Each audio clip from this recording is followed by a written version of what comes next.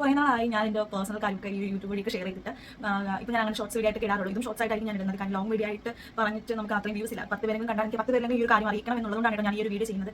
ചിലപ്പോൾ ഞാൻ വേറെ എന്തെങ്കിലും ചിന്തിച്ച് ചിലപ്പോൾ തെറ്റൊക്കെ പറയാൻ സാധ്യതയുണ്ട്. അപ്പോൾ അതൊക്കെ ക്ഷമിക്കാം.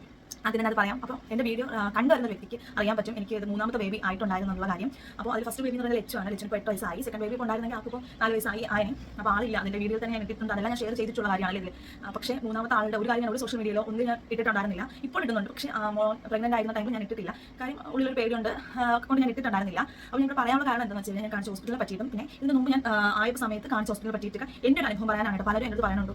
ഹോസ്പിറ്റലായിരുന്നു എൻ്റെ കസിൻ എല്ലാ ഹോസ്പിറ്റലാണ് കാണിക്കുന്നത്. അപ്പോൾ എനിക്ക് പറയാനുള്ള കാര്യം ഞാൻ പറയാണ്. വേറെ ഒന്നുമല്ല. എനിക്ക് ഏറ്റവും കൂടുതൽ എനിക്ക് ഇപ്പം എൻ്റെ ഒരു ഹാപ്പിനെസ് സന്തോഷം എനിക്ക് നന്ദി പറയാനുള്ളത് ഞാൻ കാണിച്ച ഡോക്ടറിൻ്റെ അടുത്ത് മാത്രമാണ് കേട്ടോ. മാഡത്തിൻ്റെ അടുത്ത് മാത്രമാണ് എനിക്ക് നന്ദി കടപ്പാട് എപ്പോഴും ഉള്ളത്. മാഡത്തിൻ്റെ അടുത്തും സിസ്റ്ററിൻ്റെ അടുത്തും മാത്രമാണ്. കാര്യം സിസ്റ്റർ വഴിയാണ് ഞാൻ അവിടെ പോകുന്നതും എല്ലാം. അപ്പോൾ എനിക്ക് നന്ദി പറയേണ്ടത് മാഡത്തിൻ്റെ അടുത്ത് സിസ്റ്ററിൻ്റെ അടുത്ത് മാത്രമാണ്. ലൈഫിൽ ഒരിക്കലും ഇനി അങ്ങനെ ഒരു സംഭവം ഉണ്ടാവില്ല എന്ന് വിചാരിച്ചിരുന്നത് എനിക്ക് അങ്ങനെ എനിക്കാവുന്ന നമ്മുടെ സ്വപ്നം കണ്ടത് യാഥാർത്ഥ്യമാക്കി തന്നത് മേഡാണ്. അപ്പോൾ വേറെ ഒന്നുമല്ല. ഞാൻ 3ാമത് മോനെ ആയ സമയത്ത് അതിന് മുമ്പ് തന്നെ നമ്മുടെ അടുത്തുള്ള ആറ്റിങ്ങിലുള്ള തന്നെ നല്ല അത്യാവശ്യം പോപ്പുലർ ആയിട്ടുള്ള ഹോസ്പിറ്റൽ, അതായത് ഈ പ്രസവത്തിൻ്റെ മാത്രം എടുക്കുന്ന ഒരു ഹോസ്പിറ്റലിൽ പോയിട്ടുണ്ടായിരുന്നു. പോയ ടൈമിൽ കാണിച്ചിട്ടുണ്ടായിരുന്നു. പിന്നെ 3ാമതാണ് സിസേറിയനാണ്. 3ാമതൊരു കുഞ്ഞിനെയും കൂടി വേണമെന്നുണ്ടെന്ന് ഞാൻ ഹസ്ബൻഡ് അത്രയും വളരെ ആഗ്രഹത്തിൽ തന്നെയാണ് നമ്മൾ ഹോസ്പിറ്റലിൽ കാണിക്കാൻ പോയത്. അപ്പോൾ അവിടുത്തെ അവർ നമ്മുടെ ചെക്കപ്പ് ചെയ്തിട്ട് പറഞ്ഞത് പറ്റത്തില്ല. അഥവാ ആവുകയാണെങ്കിൽ അമ്മയ്ക്കും ദോഷമാണ് കുഞ്ഞിനും ദോഷമാണ്. അതിൽ അബോർഷൻ ആവാൻ സാധ്യതയുണ്ട്. ഭയങ്കര റിസ്ക് ആണെന്നൊക്കെ പറഞ്ഞു. ഇത്ര വയസ്സല്ലേ ആയുള്ളൂ, ഒരു റിസ്ക് ആണ് എന്നൊക്കെ പറഞ്ഞു. അപ്പം അന്ന് ഞാനത് കേട്ടത് ആ ഡോക്ടറിന് മുമ്പിൽ നിന്ന് കേട്ടത് വളരെ സങ്കടത്തിലാണ്. കരഞ്ഞോടാണ്. എനിക്ക് അമ്മയും കൂടി ആവണം എന്ന് ആഗ്രഹം ഉണ്ടായിരുന്നു. ലച്ചുണ്ടെങ്കിൽ അതിനുപരി എനിക്ക് ഒരു ബേബിയുടെ വേണമെന്ന് ഭയങ്കര ആഗ്രഹം ഉണ്ടായിരുന്നു. അപ്പോൾ അത് പറഞ്ഞിട്ടുണ്ടായിരുന്നു. ഇങ്ങനെയാണ് എന്ന് പറഞ്ഞായിരുന്നു. ഇല്ല ഞാൻ പറഞ്ഞിട്ടുണ്ടായിരുന്നു ഹോസ്പിറ്റലിൽ നിന്ന് നിർത്തുമെന്ന് പറഞ്ഞു. എത്രയും പെട്ടെന്ന് നിർത്താൻ നോക്കുമെന്ന് പറഞ്ഞു എന്ന് പറഞ്ഞിട്ട് ഇങ്ങനെ വന്നിട്ടായിരുന്നില്ല. അങ്ങനെ ഒരാളുടെ വേണമെന്നും അങ്ങനെയൊന്നും ഉണ്ടായിരുന്നില്ല. നോക്കിയപ്പോൾ പ്രഗ്നന്റ് ആണ്. ഫസ്റ്റ് നമ്മൾ പോകുന്ന ഏത് ഹോസ്പിറ്റലാണെന്ന് വെച്ചാൽ ഞാൻ ഈ ആവരുതെന്ന് പറഞ്ഞ ഹോസ്പിറ്റലിൽ തന്നെയാണ് പോയതും. അവിടെ പോയിട്ട് ഇങ്ങനെ ആയിപ്പോയി എന്ത് ചെയ്യാൻ പറ്റുമെന്ന് മാത്രം റൂളായിട്ടാണ് പെരുമാറി. ഞാൻ എൻ്റെ അമ്മയും കൂടിയാണ് പോയത്. ഏട്ടാ ഇല്ല, ഏട്ടൻ ജോലിക്ക് പോയതുകൊണ്ട് ഏട്ടൻ വന്നില്ല. ഏട്ടൻ പറഞ്ഞിട്ടാണ് നമ്മൾ പോയി ടൈമിൽ ഭയങ്കര റൂളായിട്ട് സംസാരിച്ചു. എന്തോ ഞാൻ തെറ്റ് ചെയ്താണ് അവർ സംസാരിച്ചത്. ഭർത്താവ് എവിടെ എന്താണ് ഇത് എന്നിട്ട് എന്നോട് പറഞ്ഞത് എന്താണെന്ന് വെച്ചാൽ അടുത്ത ആഴ്ച, അതായത് ഞാൻ പോകുന്നത് വ്യാഴാഴ്ച വെള്ളിയാഴ്ച അടുത്ത തിങ്കളാഴ്ച വന്നത് അബോർഷൻ ചെയ്ത് കളയണം, എന്നിട്ട് നിർത്തണം എന്നാണ് ആ പ്രൈവറ്റ് ഹോസ്പിറ്റലിൽ പറഞ്ഞിട്ടുണ്ടായിരുന്നത്. അപ്പോൾ ഞാൻ ഓക്കെ കാര്യം നമുക്ക് ജനിച്ചാൽ വേറെ ഒന്നും ചിന്തിച്ചില്ല. ഞാൻ പറഞ്ഞു ഓക്കെ അടുത്ത തിങ്കളാഴ്ച എനിക്ക് നോക്കാം, പൈസയുടെ കാര്യമൊക്കെ തിരക്കിട്ട് നമ്മൾ വീട്ടിൽ വരാൻ ഉണ്ടായത്. അതിനുശേഷം എൻ്റെ അമ്മ ഒരുപാട് പരിചയമുള്ള ഒരാൾക്ക് ഇങ്ങനെ ചോദിച്ചു. ഹോസ്പിറ്റലിൽ ക്ലിനിക് സ്റ്റാഫായിട്ട് നിന്നിട്ടുണ്ട്. അപ്പോൾ അവിടുത്തെ സിസ്റ്റർ ഉണ്ടായിരുന്നു, ബിന്ദു സിസ്റ്ററിലേക്ക് ഉണ്ടായി. വിളിച്ചപ്പോൾ അമ്മ ഇങ്ങനെ കാര്യങ്ങളൊക്കെ പറഞ്ഞു, ഹോസ്പിറ്റലിൽ ഇങ്ങനെ പറഞ്ഞു. അപ്പോഴും ഞാൻ ഒട്ടും ഓക്കെ ഉണ്ടായിരുന്നില്ല. ഞാൻ എൻ്റെ കാര്യമാണ് അപ്പോഴും ചിന്തിച്ചുകൊണ്ടിരുന്നത്. അപ്പോൾ അമ്മ ഇങ്ങനെ വിളിച്ച് സിസ്റ്ററിനടുത്ത് ചോദിച്ച സമയത്താണ് സിസ്റ്റർ പറഞ്ഞത് വർക്കലുള്ള ഒരു ഹോസ്പിറ്റൽ, വേറെ ഒന്നുമില്ല ശിവഗിരി ഹോസ്പിറ്റലായിരുന്നു കേട്ടോ മോന്. അപ്പോൾ ശിവഗിരി ഹോസ്പിറ്റലിൽ മാഡം ഉണ്ട്, വന്ന് കാണുമോ എന്ന് പറഞ്ഞു. ജസ്റ്റ് ഞാൻ മാഡമാണ്. അപ്പോൾ മാഡത്തിന് വന്ന് കാണും മേടുന്നില്ല, ഒരാഴ്ച കഴിഞ്ഞിട്ട് വരാൻ പറഞ്ഞു. അപ്പോൾ ദിവസം ഇങ്ങനെ പോവുകയാണ്, വീക്സ് ഇങ്ങനെ ആയിക്കൊണ്ടിരിക്കുകയാണ്. അപ്പോൾ മാഡത്തിനെ കൊണ്ട് കാണിക്കുന്ന സമയത്തൊന്നും എനിക്ക് ഒരു പ്രതീക്ഷ ഉണ്ടാവില്ല. അതുവരെ എനിക്ക് ആരെയും അങ്ങോട്ട് വിശ്വസിക്കാൻ പറ്റില്ല.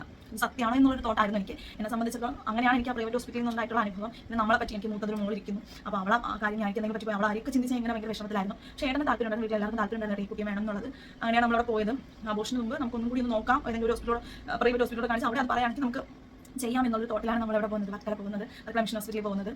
പോയ ടൈമിൽ മാഡത്തിനെ കണ്ടു ഫസ്റ്റ് ഇങ്ങനെ മാഡം പറഞ്ഞിട്ടുണ്ടായിരുന്നു സ്കാനിങ് നോക്കട്ടെ, സ്കാനിങ് സ്കാനിങ് പിന്നെ നമുക്ക് ആദ്യത്തെ 2 സ്കാനിങ് ഉണ്ടല്ലോ ഇമ്പോർട്ടൻ്റ് ആയിട്ടുള്ള അതിൻ്റെ സ്കാൻ നോക്കിയതിന് ശേഷം മാത്രം നമുക്ക് പറയാം, എന്നിട്ട് നമുക്ക് ഇതിനെപ്പറ്റി ചിന്തിക്കാം എന്നിങ്ങനെ അബോർഷനെ പറ്റി ചിന്തിക്കാം എന്ന് പറഞ്ഞു. ആദ്യത്തെ സ്കാനിങ് മാഡം ആ സ്കാനിങ് കഴിഞ്ഞാൽ അതിലൊന്നും കുഴപ്പമൊന്നുമില്ല. 2ാമത്തെ സ്കാനിങ്ങിൽ നോക്കി അതിലും കുഴപ്പമൊന്നുമില്ല. മാഡം ചോദിച്ചിങ്ങനെ എത്രയോ പേർക്ക് ആഗ്രഹിച്ച കുഞ്ഞുങ്ങൾ കിട്ടുന്നില്ല. അപ്പോൾ അതിപ്പോൾ നോക്കുമ്പോൾ നമുക്ക് കിട്ടിയെന്ന് നമ്മൾ എടുത്ത് കളയാൻ നിൽക്കേണ്ട. ദൈവം എന്തായാലും ഒരു കാര്യം എഴുതിയിട്ടുണ്ടല്ലോ, അതേ നടക്കത്തുള്ളൂ എന്നൊക്കെ മാഡം ഇത് തന്നു. അപ്പം വിശ്വാസമാണല്ലോ ഞാൻ മാഡത്തിന് വിശ്വാസം.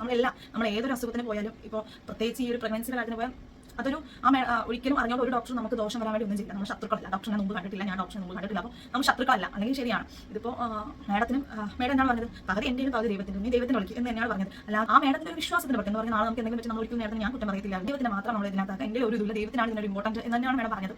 അങ്ങനെയാണ് നമ്മൾ ഈ ഒരു പ്രഗ്നൻസി ജേണി ഞാൻ ഒരിക്കലും എൻജോയ് ചെയ്താൽ എൻ്റെ ഒരു പ്രഗ്നൻസി ആ ജേണി കൊണ്ടുപോയി കേട്ടോ.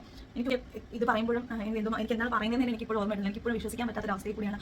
പിന്നെ ഒരാൾക്ക് എന്തെങ്കിലും പറ്റിയെന്ന് വെച്ചിട്ട് ആ ഒരു ഹോസ്പിറ്റൽ അഴുക്കുകയാണ്, അല്ലെങ്കിൽ ആ ഒരു ഡോക്ടർ അഴുക്കുകയാണ്, അല്ലെങ്കിൽ ആ ഒരു സിസ്റ്റമേ അഴുക്കുകയാണെന്ന് പറയുന്നതിനോട് ഞാൻ യോജിക്കുന്നില്ല. പലർക്കും പല അനുഭവങ്ങളാണ്. ഞാൻ ജനിക്കുമ്പോൾ എനിക്ക് എന്താണെന്നുള്ളത് ദൈവം എഴുതി വെച്ചിട്ടുണ്ട്. അതപ്പോൾ അതൊരിക്കലും അതൊരു ഹോസ്പിറ്റലിൻ്റെതോ അല്ലെങ്കിൽ ഏതെങ്കിലും ഒരു ഡോക്ടറിൻ്റെ പേര് നമുക്ക് ഇടാൻ പറ്റത്തില്ല. എന്നെ സംബന്ധിച്ചിടത്തോളം എനിക്ക് എന്തെങ്കിലും പറ്റിയിട്ടുണ്ടെങ്കിൽ അത് എൻ്റെ അവസ്ഥയാണ്, അത് എനിക്കതങ്ങനെ വരാനുള്ളതാണ്, നമ്മളായിട്ട് എടുക്കുന്നതാണ് അല്ലേ. ഒരിക്കലും ഡോക്ടർ പറഞ്ഞിട്ട് അങ്ങനെയല്ലല്ലോ. അതുകൊണ്ട് നമ്മൾ എന്ത് വന്നാലും നമുക്ക് നേരിടാമെന്നുള്ളൊരു ചിന്തയിൽ തന്നെയാണ് നമ്മൾ ആയതും. ഇപ്പോഴും ഞാൻ നന്ദി പറയുന്നു, മാഡത്തിൻ്റെ അടുത്താണ് ഞാൻ നന്ദി പറയുന്നത്. പിന്നെ പ്രസവം അല്ലെങ്കിൽ ഒരു ഇതെന്ന് പറയുന്നത് അത്രയും ദൈവത്തിൻ്റെ കയ്യിലും കൂടിയാണ്. ദൈവവും ഡോക്ടറും വിചാരിച്ചാൽ അറിഞ്ഞോട് ഡോക്ടർ ഒരിക്കലും ഒരു പേഷ്യൻറ്റിനെ നമുക്ക് അങ്ങനെ ചെയ്യണം എന്നൊന്നും ചെയ്യത്തില്ല. 10 മാസം നോക്കുന്ന നമ്മുടെ അമ്മയെക്കാട്ടി നല്ലോണം നോക്കുന്ന നമ്മുടെ ഗൈനക്കോളജിസ്റ്റ് ഒരിക്കലും നമുക്ക് എന്തെങ്കിലും ഉണ്ടായിക്കഴിഞ്ഞാൽ മാക്സിമം നോക്കത്തുള്ളൂ. അല്ലാതെ മരിക്കുന്നത് ഇവിടെ കിടക്കാൻ കഴിഞ്ഞിട്ട് അങ്ങനെ ഒരിക്കലും ചെയ്യത്തില്ല. മാക്സിമം അവർ നോക്കും, അവരുടെ കയ്യിൽ നിൽക്കുന്നില്ല, അവർക്ക് പറ്റുന്നില്ല, കുറച്ചും കൂടി ഫെസിലിറ്റീസ് കിട്ടുമ്പോൾ ചിലപ്പോൾ ആ ജീവൻ രക്ഷിക്കാൻ പറ്റുമെന്നുള്ള തോട്ടിലായിരിക്കും ചിലപ്പോൾ അവർ പെട്ടെന്ന് എമർജൻസി ആയിട്ട് വേറെ ഹോസ്പിറ്റലിലേക്ക് മാറ്റുന്നത്. പുറത്തുനിന്ന് ജഡ്ജ് ചെയ്യുന്നവർക്ക് അയ്യോ അത് അങ്ങനെ ആയിരുന്നു എന്ന് പറയാൻ എളുപ്പമാണ്. പക്ഷേ അതിനകത്ത് കിടക്കുന്നവർ ചിലപ്പോൾ ഉണ്ടെങ്കിൽ നമുക്കിപ്പോൾ എനിക്ക് തന്നെ പറയാൻ പറ്റുന്ന എന്താണ് ഞാൻ എന്താണ് ആ ഹോസ്പിറ്റലിൽ എന്താണ് നടന്നത് എനിക്ക് എന്താണ് പറ്റിയത് എനിക്ക് പറയാൻ പറ്റുന്നു. പക്ഷേ ആ സമയത്ത് എനിക്ക് പറ്റുന്നെങ്കിൽ പുറത്ത് ജഡ്ജ് ചെയ്യുന്നവർക്ക് എളുപ്പം അതായതുകൊണ്ടാണ് അങ്ങനെ പറ്റിയത്. പക്ഷേ ചിലപ്പോൾ അതായിരിക്കത്തില്ലാത്ത സംഭവങ്ങൾ മാക്സിമം ഒരു ഡോക്ടേഴ്സും അവിടെ മരിക്കട്ടെ അല്ലെങ്കിൽ അവൾ അങ്ങനെ ആവട്ടെ എന്ന് ഒരിക്കലും ഒരു ഡോക്ടേഴ്സും ചിന്തിക്കത്തില്ല കേട്ടോ. ആറ്റിങ്ങിലുള്ള ആ ഒരു ഡോക്ടർ പറഞ്ഞു കേട്ട് എൻ്റെ ഈ ഒരു കുഞ്ഞിനെ ഞാൻ അന്ന് അബോർഷൻ ചെയ്തിരുന്നെങ്കിലോ എനിക്ക് ഒരു കുഞ്ഞുമോനെ കിട്ടില്ലായിരുന്നു. എനിക്കിപ്പോഴും ഞാൻ പറയുന്നത് എനിക്ക് ഞാൻ വേണം തന്നെ ഇപ്പോഴും പറയും. എനിക്ക് എൻ്റെ ഒരു ചേച്ചി കണക്ക് തന്നെയാണ്, എൻ്റെ മൂത്ത ചേച്ചി കണക്ക്. എനിക്ക് അതിലുപരി എൻ്റെ ദൈവം തന്നെ എനിക്ക് പറയാൻ പറ്റും. അതിലുപരി എനിക്ക് മേഡത്തിന് എനിക്ക് ഇപ്പോഴും കടപ്പാടും ആ ഒരു ഇതെല്ലാം ഉണ്ട്. എനിക്ക് മേഡത്തിന് കൊടുക്കാനൊന്നുമില്ല. എനിക്ക് ഈ ഒരു വാക്ക് മാത്രമേ ഉള്ളൂ എനിക്ക് മേഡത്തിന് പറയാനും. എനിക്ക് ആദ്യത്തെ ഉപരി സിസ്റ്ററിൻ്റെ അടുത്ത് ബിന്ദു സിസ്റ്റർ പറഞ്ഞു മേഡത്തിന് ഇങ്ങനെ മേഡം ഉണ്ടെന്ന് മേഡത്തിനൊന്ന് കാണിക്കും. മേഡം എന്തായാലും അത്രയും റിസ്ക് ഉള്ളതെന്ന് അങ്ങനെ പറയില്ല. മേഡം ഓക്കെയാണ്, പറ്റുമെങ്കിൽ മാത്രമേ പറയത്തുള്ളൂ, ഒന്ന് കണ്ട് നോക്ക് എന്ന് പറഞ്ഞ് ഇപ്പം അന്ന് വിളിച്ച് ബിന്ദു സിസ്റ്റർ പറഞ്ഞിട്ടുണ്ടായിരുന്നില്ലെങ്കിൽ നമ്മൾ ഒരിക്കലും വർക്കലയും ശിവരി മിഷൻ ഹോസ്പിറ്റലിൽ പോകത്തില്ലായിരുന്നു, മേഡത്തിന് കാണത്തില്ലായിരുന്നു അല്ലേ. ഞാൻ ഒന്നെങ്കിൽ ഞാൻ ഈ ഒരു പ്രൈവറ്റ് ആറ്റിങ്ങുള്ള ഈ ഒരു പ്രൈവറ്റ് ഹോസ്പിറ്റലിൽ പറയുന്നതായിട്ട് കുഞ്ഞിനെ കിടത്ത് കളഞ്ഞ് അങ്ങനെ അങ്ങ് പോയനെ. പോകുമ്പോൾ മേഡത്തിൻ്റെ ഒറ്റ വാക്കി തന്നെയാണ് ഞാൻ പിടിച്ചു നിന്നത്. എന്നിലുപരി എൻ്റെ ഹസ്ബൻഡിൽ മേഡത്തിന് വിശ്വാസമാണ്. മേഡം എപ്പോഴും പറയും മേഡം ഇത് കൂളായിട്ടാണ് സംസാരിക്കുന്നത്, അപ്പോൾ നീ പേടിക്കേണ്ട എന്ന് തന്നെയാണ് പറയുന്നത്. ഇപ്പോൾ നമ്മൾ കാണാൻ പോയപ്പോൾ എനിക്ക് ഭയങ്കര മിസ്സിംഗ് ആണ് ഇപ്പോൾ മേഡത്തിനെ. നമ്മളിനി എന്താണ് എനിക്ക് എത്രയൊക്കെ നന്ദി പറഞ്ഞാലും മേഡത്തിനും ബിന്ദു സിസ്റ്ററിനും എത്രയൊക്കെ നന്ദി പറഞ്ഞാലും അത് മതിയാവില്ല. അതാണ് സത്യം. ഇപ്പോഴാണ് ഇപ്പോഴും ഹാപ്പിയാണ്. ഇപ്പോൾ നോനെ കിട്ടിയിട്ടുണ്ട്. എപ്പോഴും എനിക്ക് അവൻ്റെ മുഖം കാണുമ്പോഴെല്ലാം മേഡത്തിനാണ് ഓർമ്മ വരുന്നത്. ഇപ്പോഴും ഞാൻ നന്ദി പറഞ്ഞു മേഡത്തിൻ്റെ അടുത്തും അതുപോലെ സിസ്റ്ററിൻ്റെ അടുത്തും ഹോസ്പിറ്റലിൻ്റെ അടുത്തും ഞാൻ നന്ദി.